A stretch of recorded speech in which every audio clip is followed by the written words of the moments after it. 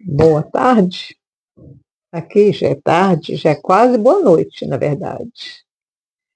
São agora, deixa eu ver o horário agora. Falta 15 minutos para as 6 da tarde. Então, já estamos começando a entardecer. Bom, no horário, né? Porque aqui agora o entardecer é bem tarde, na verdade, quase 10 horas da noite. Estamos começando o tempo do verão. É para ser verão começar o verão daqui uns menos de 10 dias, mas a temperatura ainda está bem fria. Hoje fez 20 graus aqui em Londres. Nós tivemos uns 4 dias de muito calor e depois desceu tudo de novo, gente. Mas essa semana esquenta. Essa semana vai ter sol, não vai ter chuva. Então vai ser um pouco melhor essa semana. Eu já estou com toda a minha programação de trabalho preparada para esse tempo de sol. Tem muita coisa para fazer. Talvez até eu filme uma das coisas que eu vou fazer para vocês verem. O que eu apronto no verão, gente, preparando para o longo inverno. O inverno aqui é muito longo e muita chuva. Então, todo ano no verão, a gente tem que dar um reforço nos sheds, né, que são essas casas de madeira que a gente faz. As áreas, né, de madeira que a gente tem na casa. E os meus quartos de hóspede são lodges, que é de madeira também. Então eu tenho que estar sempre cuidando, né, para que não crie mofo, para que não fique muito úmido. Então tem que ter uma pintura especial para dentro, outra para fora. Então no verão é que a gente faz isso. Todo ano tem que ser essa labutinha. Construir as coisas é bom, mas mantê-las que é a chave da história. Se você quiser uma construção boa por muito tempo, manter essa construção em dias é a chave da vitória. Gente, é igual a vida espiritual da gente.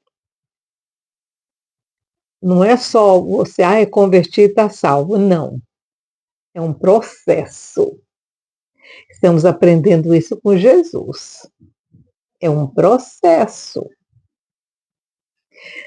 E olha que nós vamos entrar em outros discursos de Jesus mais à frente, em que ele vai falar muito sobre a perseverança.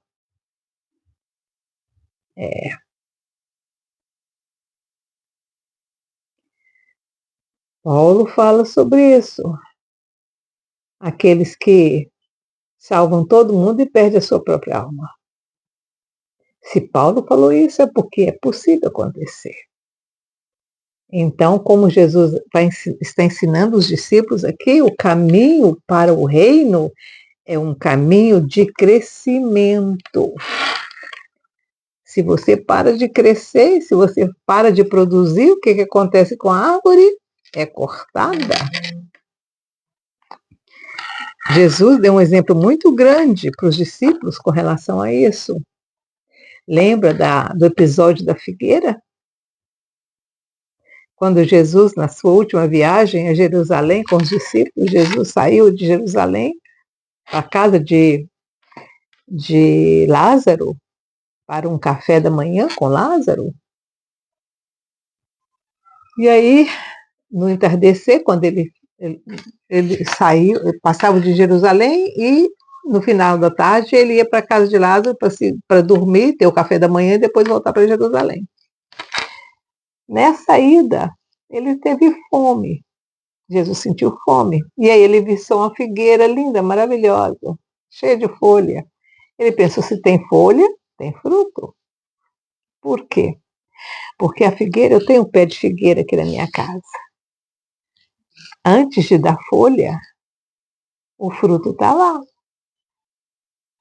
Depois, quando entra a primavera, é que ela tem folha.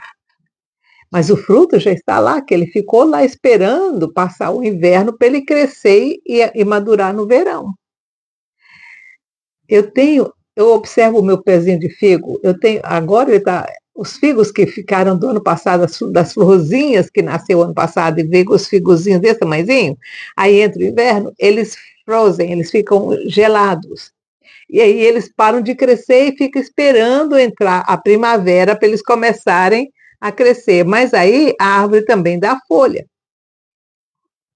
Então, antes da árvore ficar linda, maravilhosa, os frutos dela já estão lá, já prontos para amadurecer. E Jesus chega no pé da figueira e cadê?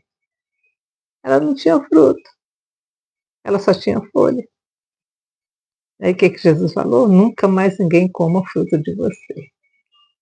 E aí, passaram no outro dia de manhã, o que tinha acontecido com a figueira? Ela tinha secado na raiz. Jesus estava dando um exemplo para os discípulos. A árvore que não der fruto.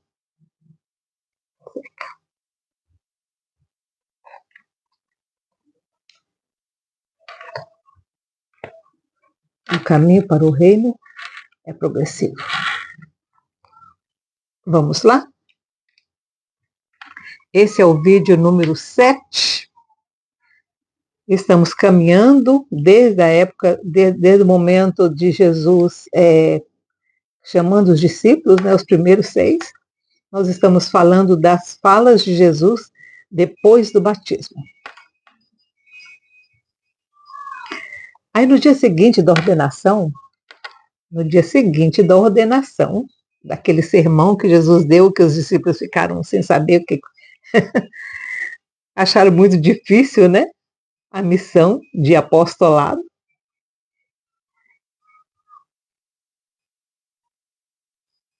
E Jesus dá para eles aquela intimação: se vocês querem, vocês têm que fazer exatamente como eu estou falando. Querem ser meus apóstolos? Paguem o preço. Podem ser só discípulos. É por vocês que vão decidir. Mas para ser apóstolo, o preço é alto. Aí no dia seguinte dessa ordenação, Jesus chama dessa conversa, né, que ele teve lá no jardim com os discípulos. Jesus chega para eles e fala: agora, já que vocês estão dispostos, agora vocês já vão começar o trabalho da proclamação da boa nova. E para instruir os que crerem, preparem-se. Aí ele fala: vamos a Jerusalém.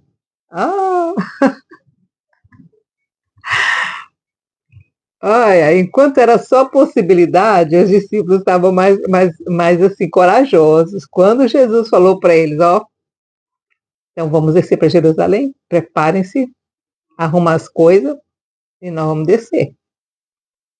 Tardinha, a gente já pega o caminho para Jerusalém.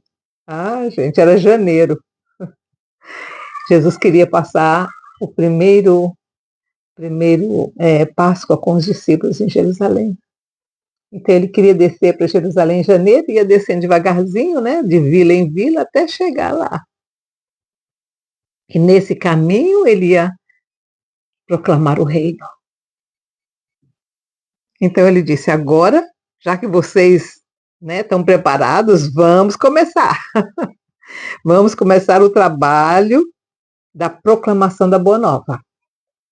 E para instruir os que precisam. E os que crerem, preparem-se e vamos para Jerusalém. Aí o Thomas, que era o mais medrosinho, né, tomou coragem, gente, e falou: Jesus, vamos fazer o seguinte, vamos ficar mais um pouquinho aqui. Nós não estamos preparados ainda não. Mas, gente, dá para entender o que Thomas estava falando, porque Thomas, ele foi da segunda leva, ele não foi da primeira leva, né? Então ele estava se sentindo um tanto quanto assim, despreparado. E ele falou para Jesus: Jesus, nós, os discípulos, estamos nos sentindo despreparados ainda. Gente, o sermão de Jesus foi sério. Foi muito sério para aquela época, gente, em que a força era que mandava. Como é que você ia virar o rosto? Como é que você não ia responder? Como é que você ia concordar em levar caminhar a segunda milha com um soldado romano? Era uma missão assim difícil para a época. Até hoje é, né, gente? Como é difícil para a gente levar o evangelho. Ninguém entende. Como é que você pode não revidar? Como é que você pode é, como é que você pode andar como você anda num mundo que a competição a competição é demais, né? Como é que você vai caminhar aqui na Terra sem tropeçar um no outro para subir as escadas no seu trabalho? Como é que você não vai botar um tropeço no pé do seu irmão? Tá vendo como é sério? E você não se sentir ofendido quando o seu irmão for colocado no seu lugar, ainda você dizer Gamos o Letová? Isso também é para o bem? Aí Thomas então diz que os discípulos, ele não, só ele, estavam todos eles, não estão prontos. Nós não estamos prontos. Vamos ficar mais um pouco aqui em Cafarnaum. Aí Jesus concordou, falou: não, tudo bem. Fiquemos mais uma semana. Isso era depois do Shabat. E Jesus disse: depois do próximo Shabat, uma semana para vocês se prepararem. E aí ele começa a instruir os discípulos, dar mais conhecimento para eles, mais bagagem espiritual para que eles pudessem se fortificar, se fortalecer, ter mais confiança nele próprio, em Jesus, nas palavras de Jesus, no ministério de Jesus, na pregação, nas ideias de Jesus. E o primeiro ponto que Jesus falou e enfatizou muito foi o que os discípulos deveriam falar, qual era a mensagem que eles deveriam levar.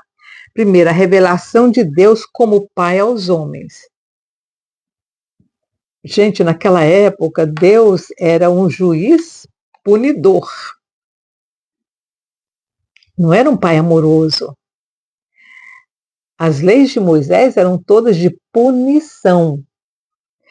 Você faz assim, se você não fizer assim, você é punido, você é morto. Quem era pego em adultério, o que acontecia? Era apedrejado.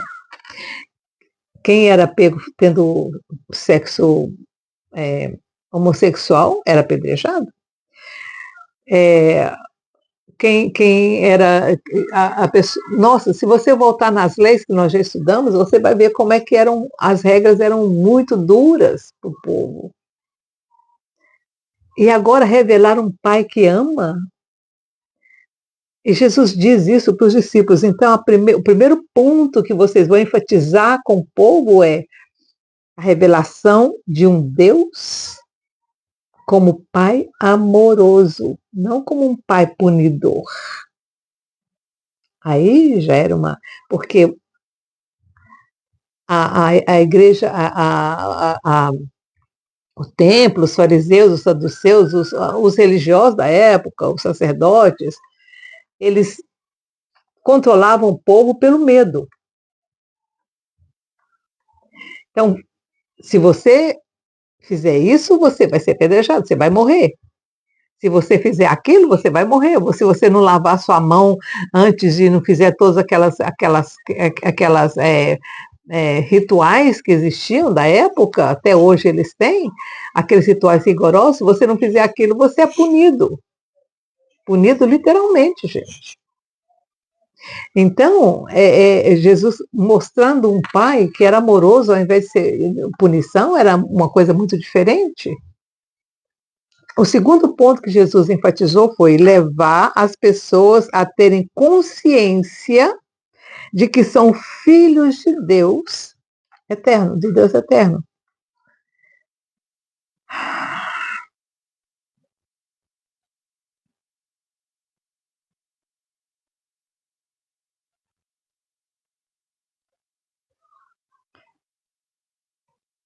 É outro ponto difícil, né? Levar as pessoas a terem consciência de que são filhos do Deus eterno, não só criaturas, mas filhos, não só servos, mas filhos. Então, a primeira é a revelação de que Deus é um pai amoroso. A segunda é de que você é filho desse pai amoroso. É. E é consciência, ter consciência disso, não é só um conhecimento, é consciência, aquilo tem que entrar dentro do coração da pessoa. O terceiro ponto da mensagem de Jesus é que a sabedoria de vocês seja igual ao seu zelo e que a sua coragem resgate a sua ignorância. O que Jesus estava dizendo? Vamos trabalhar com sabedoria e vamos aprender para que não sejamos ignorantes naquilo que ele está tentando transmitir, naquilo que você está tentando transmitir para eles.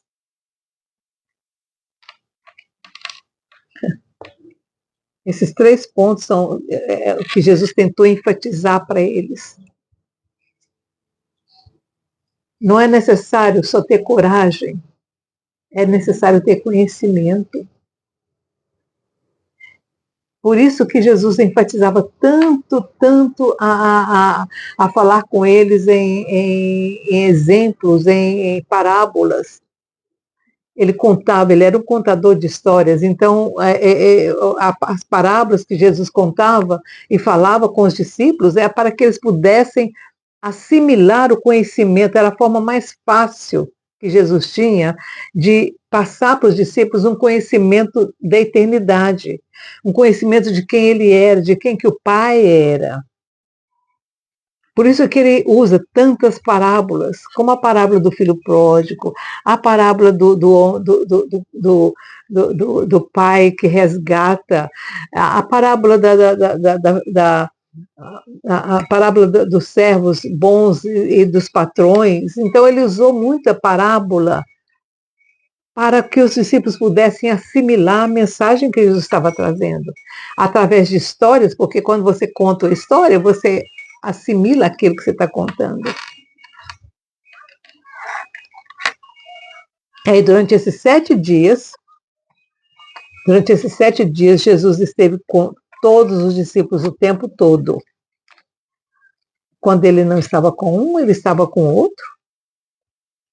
Quando não estava com outro, ele estava com outro. Aí quando foi no Shabat, depois dessa semana de instruções, toda tarde, toda noite, conversando até tarde, respondendo perguntas dos discípulos, Jesus pegou os 12 e falou, vamos subir o monte de novo. Lá no mesmo lugar onde que eu fiz a ordenação de vocês. Ele lembrou para eles lá em cima no monte todo o sermão de novo, as partes mais importantes que Jesus achava do sermão, as partes que os discípulos estavam tendo maior dificuldade de aceitar. Ele refrisou aquilo, falou tudo de novo. E aí no final ele disse, agora vão para todo o mundo e preguem sobre as boas novas.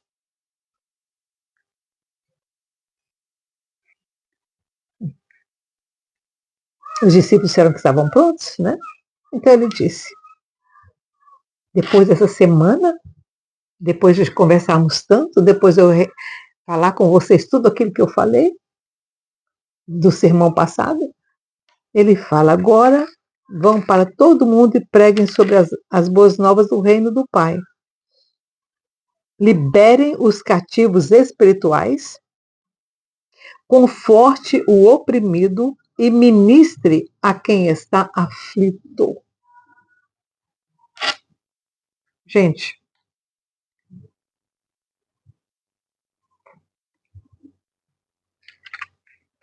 olha aqui. Liberem os cativos espirituais, conforte os oprimidos e ministre a quem está aflito. De graça recebestes, de graça deem livremente. Não levem nada com vocês.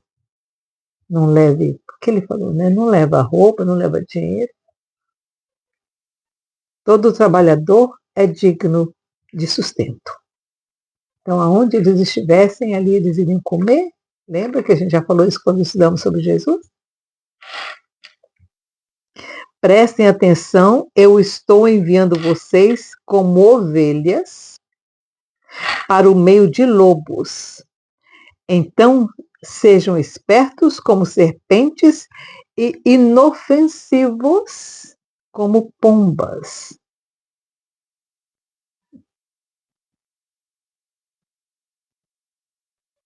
Mas prestem atenção, porque seus inimigos irão levar vocês para a corte de juízes e nas sinagogas vão castigar vocês. Diante de governos, de magistrados, vocês vão ser levados porque vocês acreditam nesse evangelho e o testemunho de vocês será para que eles também me conheçam.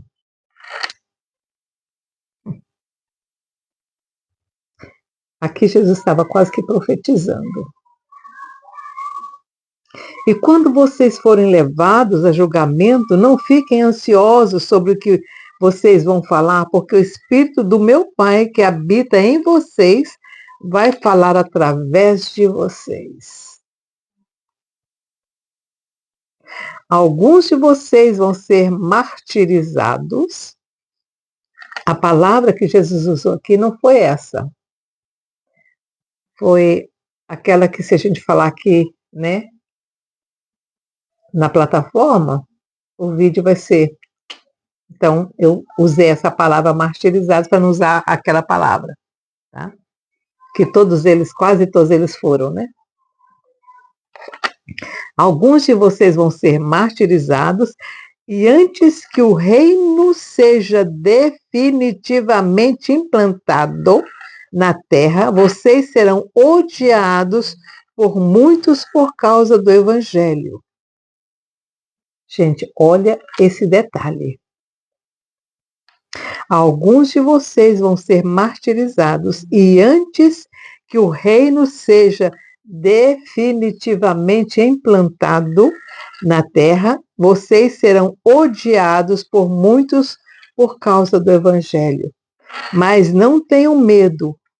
Eu estarei com vocês e o meu Espírito irá diante de vocês por todo o mundo e a presença do meu Pai estará morando com vocês quando vocês primeiro forem aos judeus e depois aos gentios. Gente, se os discípulos já estavam com medo, essa palavra aqui, mas ainda bem que eles não prestaram muito bem atenção não, viu? Eu acho que eles só foram lembrar bem de tudo que Jesus falou depois da ressurreição, depois que as coisas começaram a acontecer. Eu acho que aí eles falam, não, Jesus falou isso, Jesus falou aquilo, entendeu? Mas eu acho que agora, nesse momento, a preocupação deles de implantar o reino era tão grande que esses detalhes que Jesus falou aqui não caiu na ficha, não caiu a ficha. Mas Jesus estava aqui profetizando o que aconteceria com eles. E o que aconteceria muito tempo depois, como por exemplo na nossa época agora. Porque o reino do Pai ainda não foi implantado definitivamente. E ainda existem muitos mártires, pagando com a própria vida, por causa do Evangelho. Hoje, 2026. 2000 anos depois que isso aqui foi dito. Aí depois da consagração, todo mundo desceu de novo da montanha, na casa dos Zebedeus. Jesus continua ensinando os discípulos. No reino, vocês precisam ser retos se quiserem trabalhar para o reino. Jesus não cansou de enfatizar isso, gente. É retidão de caráter. Retidão, vocês têm que ser retos, justos. Vocês precisam olha aqui. Vocês precisam ser perfeitos como meu Pai no céu é perfeito. Para o reino, ser é mais que fazer.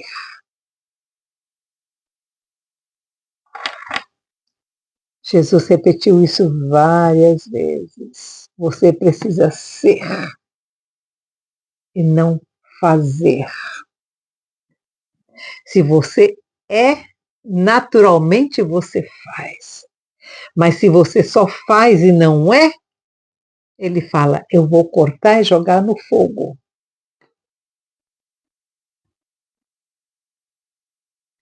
Por isso, gente, que só ser caridoso não resolve. Porque ser só caridoso é fazer. Ler a Bíblia, orar todo dia é só fazer. Se você não for, se você não ser.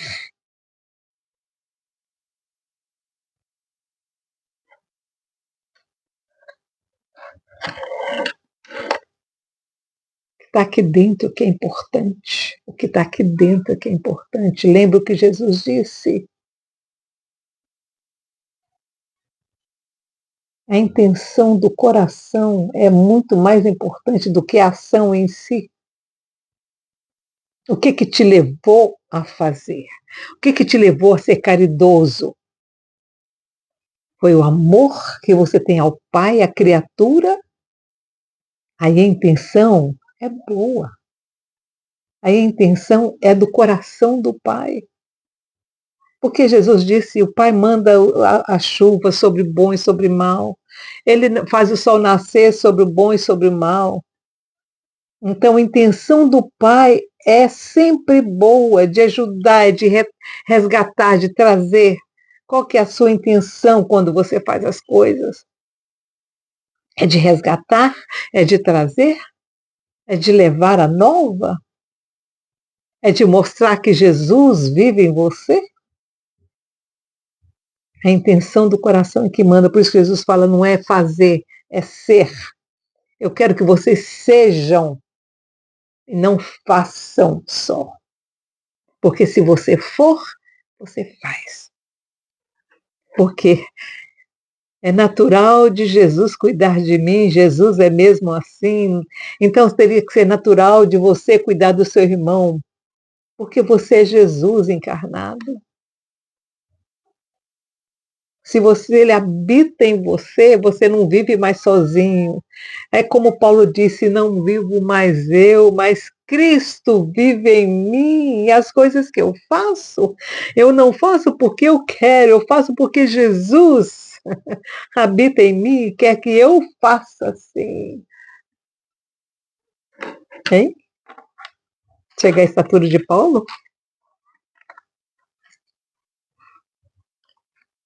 É. Aí Jesus disse, João batizou para o arrependimento, tristeza pela vida que estavam levando. Arrepender e ficar triste, foi o que o João falava, arrependei-vos, deixem de fazer as coisas ruins que vocês estão fazendo. E eu vou batizar vocês para um novo começo. Mas vocês vão proclamar o batismo da comunhão com Deus. É o que eu estou falando para vocês, gente. É Jesus viver em você. É o Pai, através de você, fazer a bondade que o Pai quer fazer. Da mesma forma que o Pai manda chuva sobre o justo, sobre o injusto, sobre o ímpio, sobre o pecador e sobre o santo. É isso que Ele quer, que Ele faça, que Ele use você assim. Não importa o que a pessoa faz, se ele é ladrão, se não é, se é isso, se é aquilo. Se você vive como pai, você vai abençoar, não amaldiçoar. A palavra diz que quando você joga uma bênção, aquela bênção volta para você 2 vezes.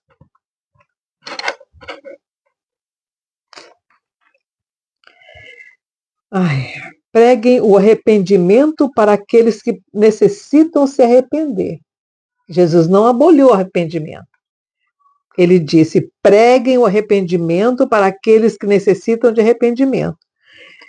Mas para aqueles que já estão preparados e procuram entrar no reino com sinceridade, abram a esse as portas do reino e os abrace nessa comunhão de irmãos, os filhos de Deus.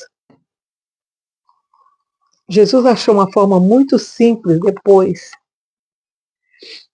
quando ele já estava no ministério, quando ele desceu essa primeira vez e que ele passou por Pela, onde ele foi batizado, e os discípulos de João ainda estavam lá.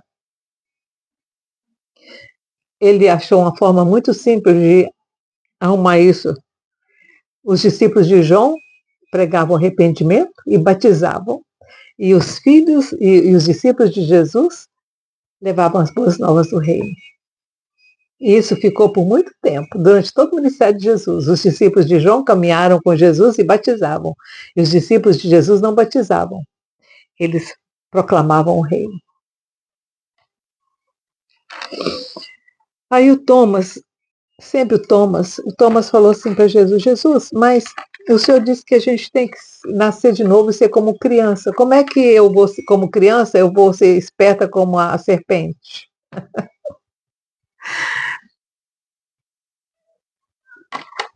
Aí Jesus tem que explicar isso também. Eu vou explicar para vocês, falar para vocês que Jesus disse, que talvez também isso esteja na sua cabecinha.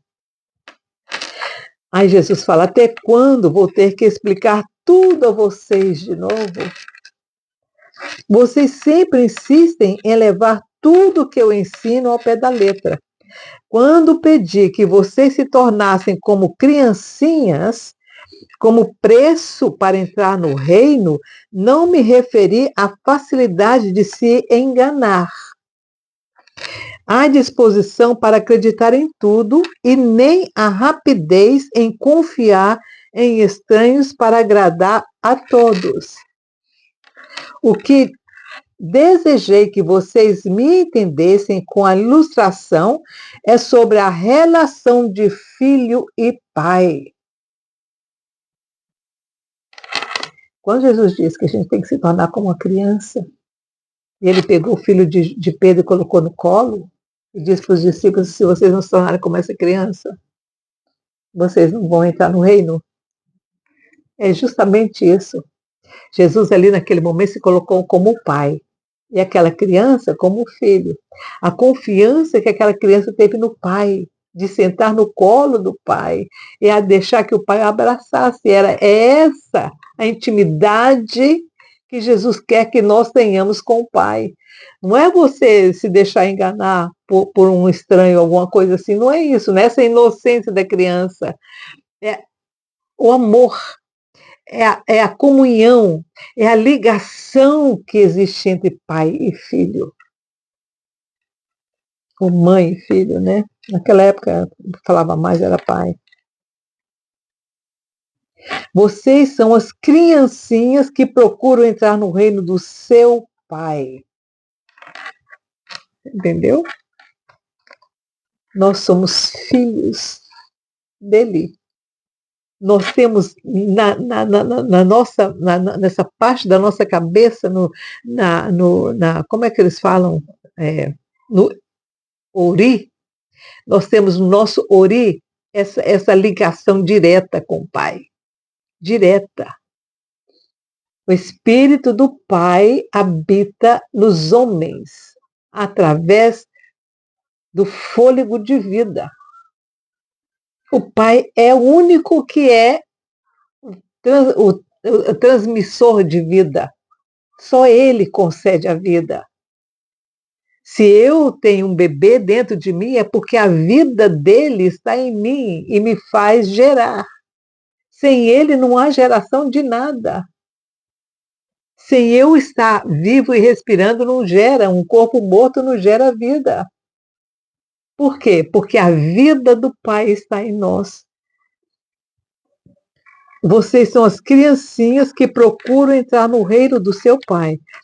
Agora existe uma afeição natural entre pai e filhos que permite o entendimento e uma relação amorosa e que para sempre anuncia uma relação de amor e misericórdia. E o evangelho que vocês vão anunciar tem a ver com o eterno crescimento dessa salvação, baseado na fé nessa eterna relação de filho e pai. Não é só aqui na terra, é depois que a gente partir. É o Pai que nós vamos encontrar. Todo homem é filho de Deus. Todo homem é filho de Deus. Porque um dos discípulos perguntou, mas Senhor,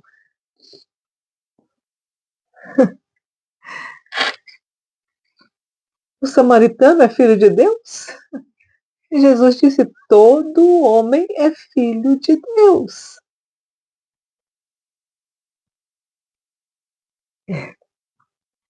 E essa é a nova do Evangelho que vocês vão levar. A maior verdade do reino do meu Pai consiste em 3 pontos principais. Reconhecer que Deus é soberano, acreditar na verdade que somos seus filhos de novo, fé na eficácia do desejo supremo dos humanos de fazer a vontade de Deus, que é o de sermos iguais a Deus. Gente, o que Jesus está dizendo aqui? As 3 principais coisas para você e para mim. As 3 principais. Primeiro, reconhecer a soberania de Deus. Deus é soberano. Ele rege tudo. Se o Lula ainda está no governo, é porque ele está permitindo. Ele rege tudo. Se está acontecendo uma situação difícil no outro país, é permissão do Eterno. Ele é supremo. Nada acontece sem a vontade dele.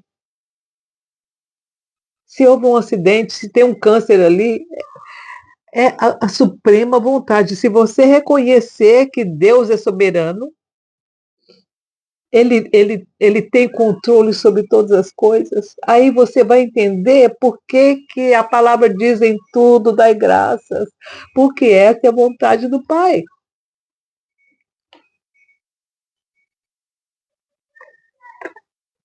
Aí você fala, Miriam, mas dá graça pelo câncer? É. Dá graça pelo câncer e abençoa. Talvez se você abençoar aquele câncer, ele se transforme em benigno. Porque a sua bênção vai mudar o caráter daquele câncer.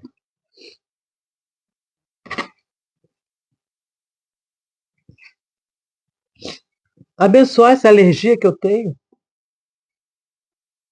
Aí eu tenho que ter a sabedoria também, né? Usar máscara quando eu estou fazendo as coisas que eu não faço. Aí as consequências vêm. Eu estou sofrendo esses dias, por quê? Porque eu limpei o jardim aqui, limpei a rua, limpei literalmente a rua. Eu varri, limpei, tirei todo o mato da minha quadra. É claro que me atacou. Eu tô ruim. Foi uma noite difícil essa noite para mim. Mas a culpa é minha, porque eu devia usar a máscara para não ter aquele pó subindo na minha cara e entrando no meu pulmão. É por isso que veio, tem que ter sabedoria, porque eu tenho, mas eu não estou usando, entendeu? Eu acho muito mais fácil fazer sem, porque não me perturba, mas eu sei que eu preciso. Amanhã eu vou ter que botar, porque eu vou mexer com um produto que talvez vai piorar.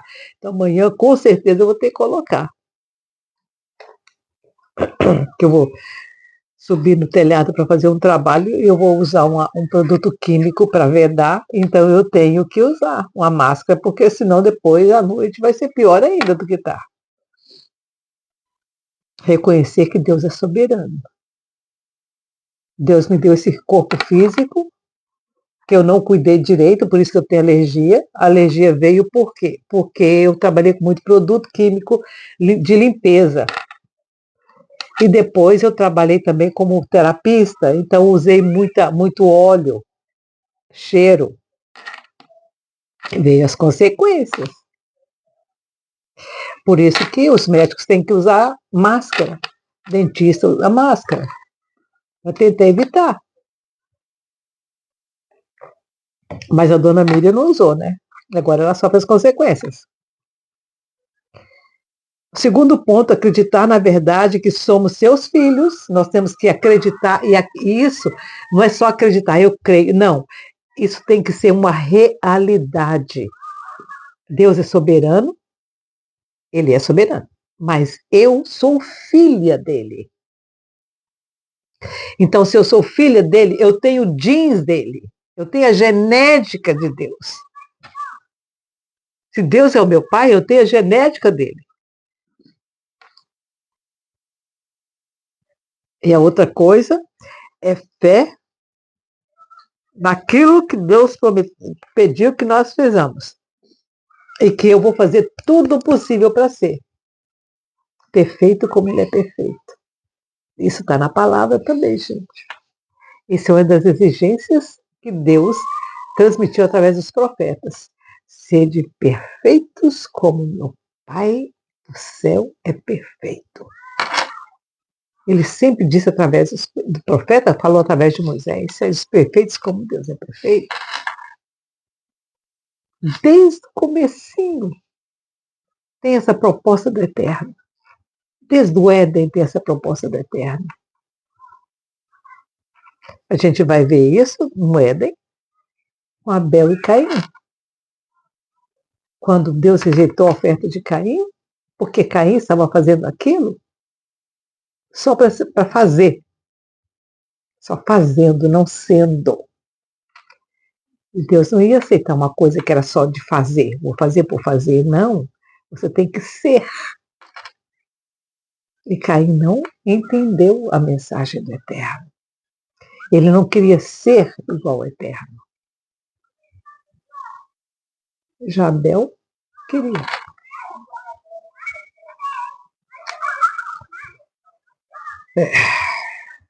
Então, essa é a vontade do Pai. Sejamos perfeitos como Ele é perfeito. E se eu acredito na eficácia dessa revelação, não tem nada que te segura, amigo. Nada. Então, essa é a boa nova do Evangelho. Jesus disse. Então, essa é a boa nova do Evangelho do Reino, que mediante a fé, todo mortal tenha a capacidade de ter todos esses elementos essenciais da salvação. Então, os elementos essenciais de você, o que caracteriza você ser salvo? Reconhecer a soberania do Eterno, acreditar nessa verdade de que você é filho do Pai Eterno, e segundo, obedecer à vontade do Pai, que é que você seja perfeito como Ele é perfeito. O Pai quer que o Filho chegue à estatura do Pai. Essa era a mensagem do Evangelho de Jesus.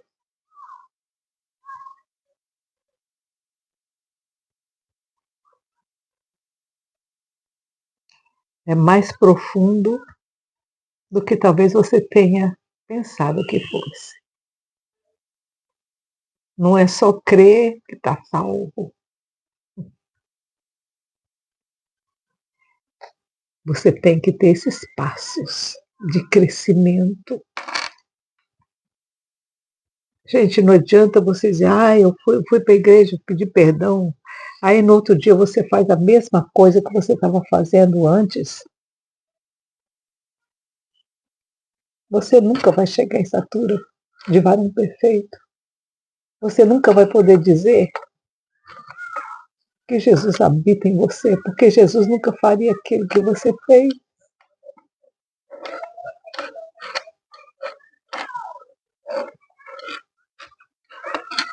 Que o Senhor tenha misericórdia de nós, tenha misericórdia de mim. Que essas lições que eu estou passando para vocês encontrem no meu coração uma morada eterna. Que o Senhor te abençoe e te guarde. Tchau, tchau.